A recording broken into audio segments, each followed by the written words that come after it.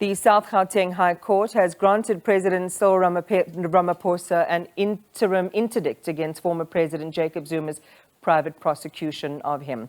A full bench affirmed, among other things, that the president would suffer material harm should he be hauled before the criminal court on Thursday. Summons served on Ramaphosa directed that he appear for allegedly contravening the NPA Act in terms of the apparent disclosure of Zuma's health records. A full bench of 3 judges has granted President Ramaphosa interim relief from former President Zuma, giving further effect to his private prosecution against him. The application is urgent and the ordinary forms and service provided for in the Uniform Rules of Court are dispensed with. 2, pending the final determination of Part B, the first respondent is interdicted from taking any further steps to give effect to the nolli prosequi certificates of 21 November 2022 and 6 June 2022, and the summonses issued by the Registrar on the 15th and 21st of December 2022, or to pursue the private prosecution under case number 59772 of 2022 against the applicant in any way. The President approached the High Court requesting that the Superior Court interdict the former President from giving effect to the summons against him. In addition, excusing him from appearing before the criminal court on the 19th of January as directed by the summons. The court agreed with the President's argument that he would suffer harm if he were hauled to a criminal court on summons that were quote-unquote constitutionally flawed. It was argued that the harm of appearing in a criminal court on the 19th of January was not material. This contention misses the point. The harm lies not in the temporary inconvenience of physically attending a hearing, if only for a formal postponement. The critical harm concerns a fundamentally, constitutionally guaranteed right to personal freedom. That value, which is foundational to our constitutional order, may never be treated lightly. Our history instructs us that it is a matter of pride that South Africans value and assert our freedom above all other considerations, in the face of whatever adversity we chance to meet. Our law must guard that right and its exercise unreservedly. The Jacob Zuma Foundation spokesperson, Zwanele Maini, said that this judgment represented justice for the elite. He has actually said the rights are almost absolute when we know that all our rights have got limitations except right to life. This is Section 36 of the Constitution. Now, for the judge to just pretend that all the rights are sacrosanct and all of that is really also another contestable ground. So we really think that what this has been all about today has been justice for the elite, where the elite has said, I don't want to come to court, and the judiciary has agreed. The presidency welcomed the judgment, saying that it affirmed the president's contentions in his application. The court has also directed that the legal team of both the president and former president attend a case management meeting to deal with Part B of Ramaphosa's application. Karyn Maughn, SABC News, Johannesburg. Well, former President Jacob Zuma's legal team is pondering their next moves after that High Court decision in respect of the private prosecution against the president, which was being sought by Zuma. So this means President Ramaphosa will not have to appear in a criminal court this week, and it halts the private prosecution against him for now. Ramaphosa's legal team is celebrating. They say the judgment confirms the position that the private prosecution is motivated by ulterior purposes based on spurious and unfounded charges, and also constitutes an abuse of private prosecution provisions and displays a flagrant disregard for the law. All of this is pending the hearing of the application to set aside the private prosecution against Adv Billy Downer and journalist Karyn Maughn. Let's talk more about this and simplify what it means. We are joined by Adv Paul Hoffman, the Director of Accountability Now. Good evening, Paul, and welcome to you. So Zuma's private prosecution, which included the President's office as an accessory after the fact, has been described variously as a legal nonsense. Was Zuma backing a losing horse from the start? Yes, thank you for the opportunity, Iman.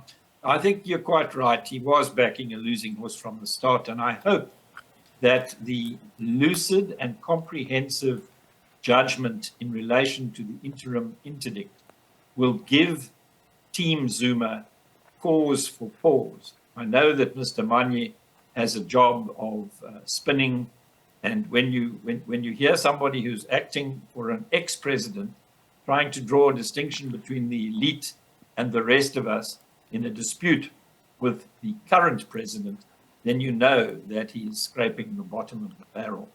So what we have out of today's judgment is confirmation that the court has jurisdiction to hear the urgent application, that the application is indeed urgent, and that Mr. Ramaphosa has made out a case for interim relief pending a final decision in the review, which has been called Part B of the proceedings in court.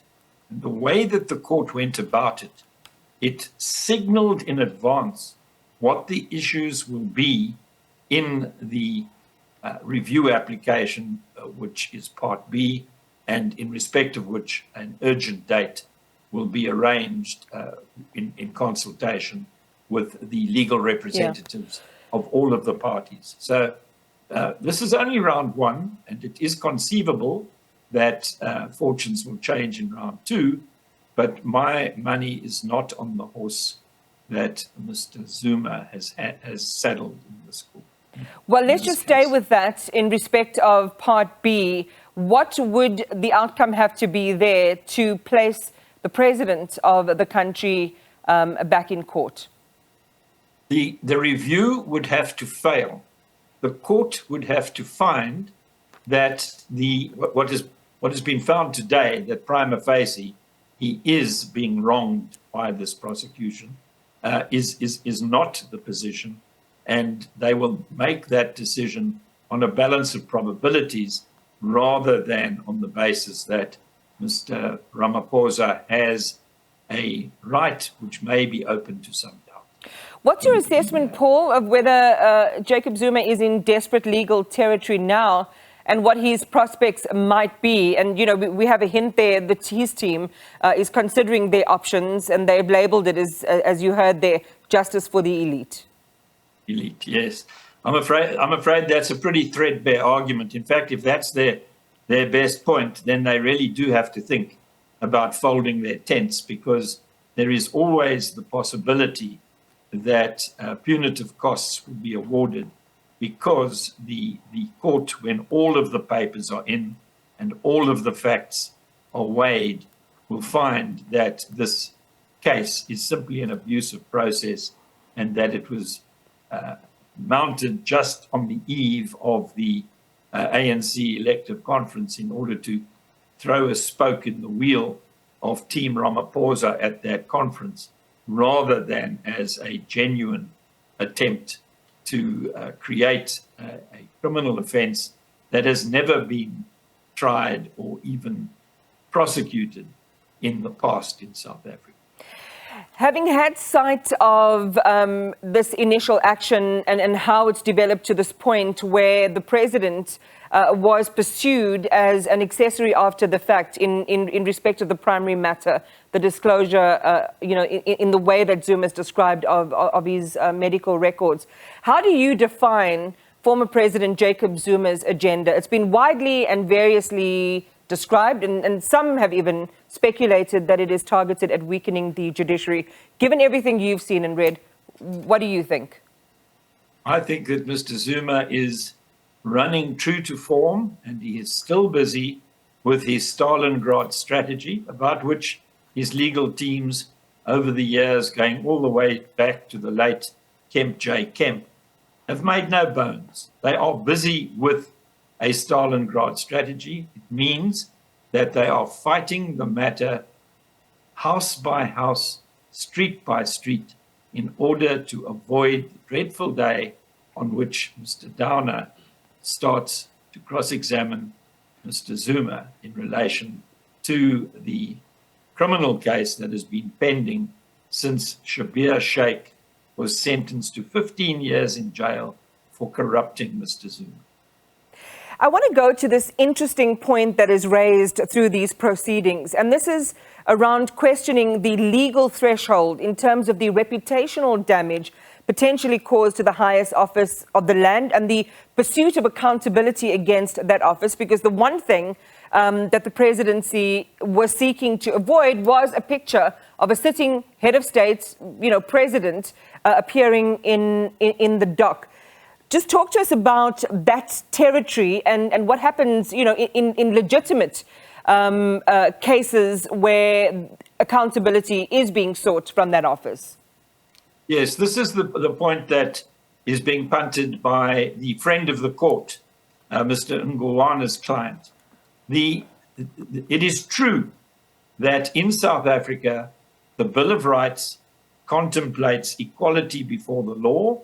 There are no special laws for presidents and other laws for the rest of us. We are all equal before the law.